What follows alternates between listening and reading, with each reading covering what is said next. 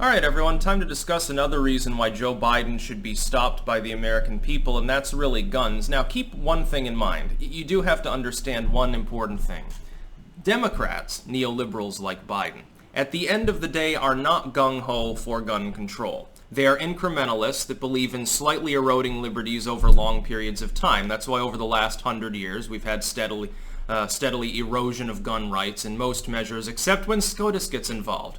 Donald versus Chicago, Heller versus DC. In fact, our gun rights would be basically ironclad if it weren't for the reluctance of SCOTUS to take up cases out of a sense of false pragmatism. That's really what it's about. Personally, I think they need to be a little bit more activistic when it comes to guns, because the answer to most of the questions of is this constitutional is no when you're talking about things of that nature. Same was with censorship and all of these other issues.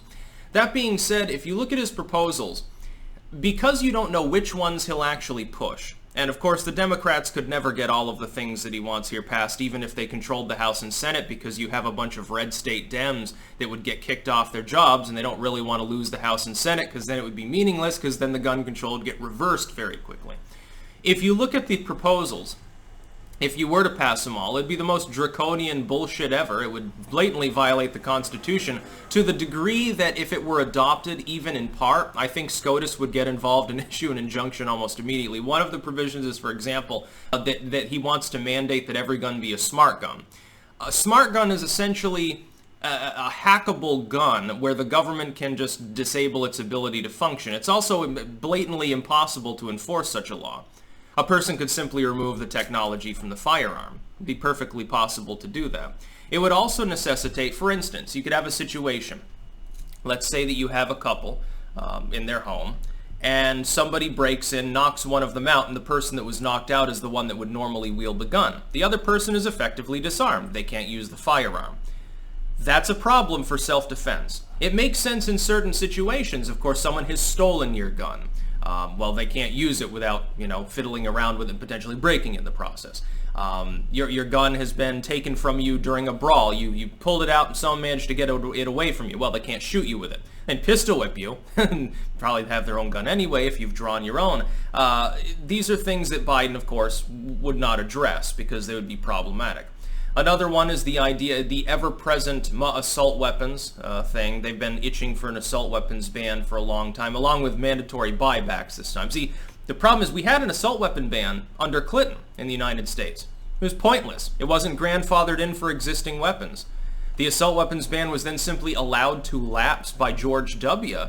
By non-renewal. Very simple. And then a bunch of people bought them. The idea that you're going to buy back tens of millions of weapons anyway in a mandatory buyback, and that people won't simply use the old adage, well, it fell in the river, it was a boating accident, I don't have my gun anymore. You wouldn't actually get most of those weapons back. They would just disappear. They would be black market weapons. All of a sudden you'd have 20, 30 million criminals in the country, but you wouldn't be able to enforce the law. Unless someone's hauled in on other charges, most of these weapons you wouldn't be able to trace who has it anyway. You know what they did in Canada for that brief moment in time where some of their gun restrictions were gone? What they did is they had a massive national sort of change it up situation where people were trading guns straight across to the point where the government lost track of most of the weapons in the fucking country. People just exchange it. They say, well, I have a 32, you have a 38. Well, the 38's pretty cool. We'll trade across. And they traded ammo, and they traded all sorts of other things, tactical gear. And now the Canadian government has basically been defanged. Now, they've passed sweeping new gun legislation. It'll be completely useless. It'll be useless. How do you enforce it? In the U.S., with the Fourth Amendment, they can't just come in and search your home for what weapons you own to make sure that you're conforming to the law or something like that. So that would be a little bit of a problem. You have, of course, the eternal magazine restrictions, high-capacity magazines. See, the problem I have with this is more incrementalism. Hear me out. Imagine that you ban all magazines that hold more than 10 bullets, which is what Biden is suggesting. Again, it's completely unenforceable. If you tried to grandfather it in, do you realize how many magazines you'd have to buy back? How many? Hundreds of millions of them, or some insane total? If you're also buying those assault, dude, you're going to run the country into massive debt just buying back the weapons, and there's no point to it anyway. It's glorious that people in the United States are so heavily armed. They should be twice as well armed. Nobody's going to fuck with us. Nobody's going to invade the U.S. and get cut down. China doesn't have the manpower. The whole world combined doesn't have the manpower to overrun the United States with how well armed people are. Imagine, though, that you do this. Imagine that you ban magazines with more than 10 rounds. Limit the number of magazines a person can have, probably Biden would say next. The problem is that now a 10-round magazine is high capacity because you certainly have things to compare it to. You have weapons without magazines. You have 5-round magazines for many weapons, or 6-round, depending, handguns. Like certain 380s are only chambered with 6 rounds in the magazine. Well, then 10 rounds is high capacity. The problem is 10, 15 years later, somebody else might come along and argue that those should be banned. Well, this mass shooter used 10-round magazines. Why do you need 10 rounds to go hunting? You only need 1 bullet. We're only going to have bolt-action weapons now. You could make that argument feasibly. Also, if it's taking a magazine anyway, look, the whole idea of assault weapons, that they look tactical and scary, there's really no difference between that and any other hunting rifle, which is basically what they are. An AR-15 is a sporting rifle. It is for hunting. It's not for war. It's based aesthetically on weapons of war, but it's not a weapon of war. No military in the world uses the AR-15 for a fucking reason, because it'd be fucking useless. It's not meant for that. By the way, when Biden makes the mistaken argument that we need to get weapons of war off our street, the Second Amendment exclusively and explicitly pertains to the militarized use of arms in the context. It's not talking about hunting. It's not even really talking about home defense. It's talking about national defense. People being able to form a militia. In order for them, by the way, to be well-regulated in 1700s parlance, well-regulated means well able to work. Literally well-trained and supplied. If you're removing the supply of proper weapons from a population, you have just negated it being a well-regulated militia. You've explicitly violated the militia component of the Second Amendment is expansive, not restrictive. It literally implies that people should have sufficient powder and arms, so to speak. Yeah, they should have cannons. You do realize you can buy a tank right now. You can buy Gatling guns right now. You can buy all sorts of great weapons. By the way, it's interesting that Joe Biden would be more interested in regulating an AR-15 than a belt-fed 9mm Gatling gun, which you can actually purchase. You can also build them.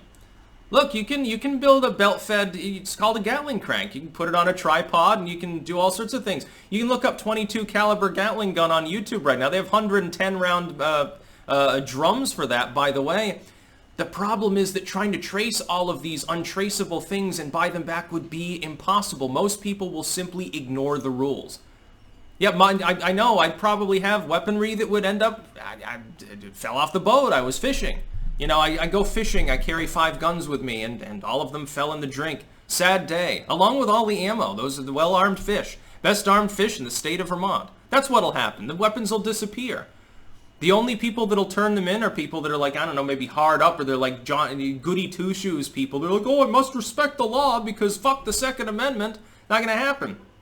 Another one is that he wants like safe storage laws. So in your home, your gun has to be stored in a safe. Well, the problem is, if I have to unlock a safe, and then I have to remove, like I have to have a special key so I can use the gun, and then press my fingerprint to it and wait for it to process it. If there's a home invasion, fundamentally, fuck me in the ass, there's no way that I can fight back. I'd be better off at that point having like an automatic BB gun or something like that that's not technically regulated as a firearm, because there will be no safe storage law to apply to it. If that were to happen, if that law were actually passed, yes, I would arm myself with a 22 cal BB gun, fully loaded and ready to go with a twist of the CO2 cartridge next to the bed. Because it'd be more useful. There wouldn't be a point to owning guns at that point for home defense. And for self-defense, of course, if somebody else in your home is being attacked when you're not there, your smart gun's useless. It's a bunch of fucking bullshit. Then he's like, well, I'm also going to red flag laws are in there, which are unconstitutional. They're already being challenged. They're blatantly unlawful. It's the same as the no-fly list. The idea of pre-crime, the idea that a person has certain beliefs or acts a certain way in a non-criminal sense that prevents them from exercising their rights is blatantly unlawful. It's blatantly against the Constitution, not just the Second Amendment, but the Fourth, arguably the First. It's technically equal protection under the law. Essentially, unless a person has been branded a lunatic or is a criminal, they should be able to have the full function of their rights. He's talking about, well, people who are mentally not able to do their own fiscal affairs, they shouldn't have guns either. The problem is that's discrimination. It violates equal protection under the law. They're not incarcerated. They're not in a psych ward. They're not a state ward. They're simply disabled in some way. They might be dyslexic. What about people with mental illnesses? I hear this excuse even from people on the right. Well, the mentally ill shouldn't own guns. That's the problem. The problem is that the definition of mental illness and the definition of lunacy as adopted in the 1700s are two totally different things. A lunatic is given to violent behavior or is so mentally depraved they're incapable of functioning on their own. They're incapable of making their own decisions by function. They cannot physically vote because they cannot be informed. It's impossible. They're too dumb.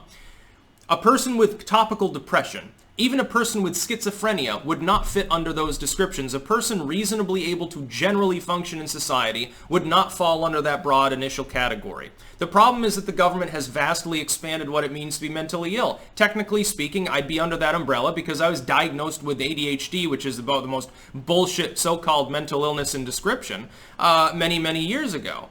It doesn't incapacitate me. I'm capable of generally seeing to my own affairs. I'm capable of responsibly using a firearm.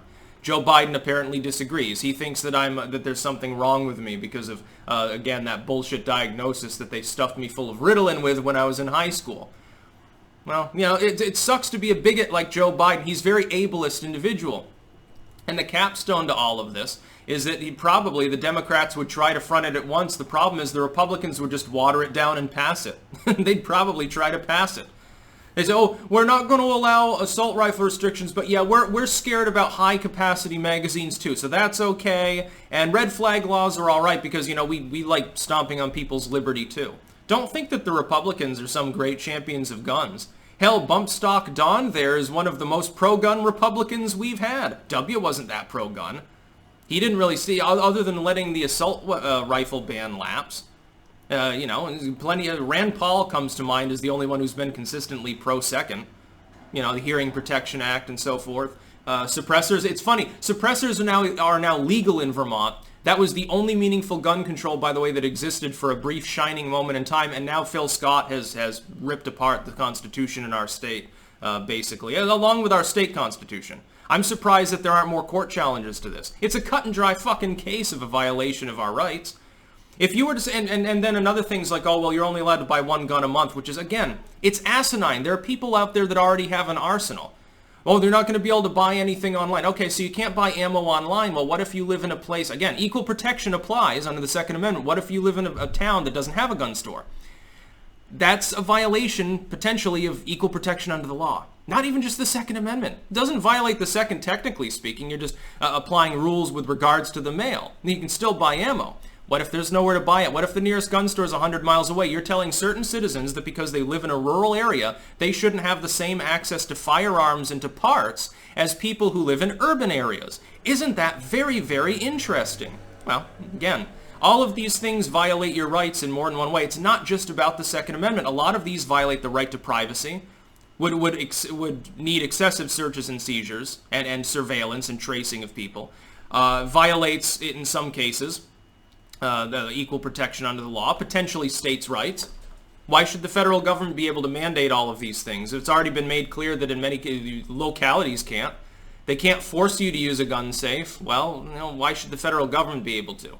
Oh, SCOTUS would have a field day, by the way, ripping it apart, probably. I have no doubt, but that's why we can't vote for Biden, because then he'd stack the court. You're likely to lose at least one conservative justice over the next 4 years as well. They're not getting any younger. You got to keep that in mind. That's about all. Peace out.